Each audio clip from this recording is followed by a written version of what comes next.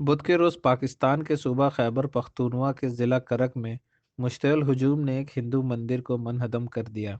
ذرائع کے مطابق کرک سے تعلق رکھنے والے ایک مسلمان عالم جسے عسکریت پسند گروہ کی حمایت حاصل ہے نے مبینہ طور پر مقامی مسلمانوں کو ہندو برادری کے خلاف اکسایا اور انہیں ہیکل کو مسامر کرنے پر اکسایا۔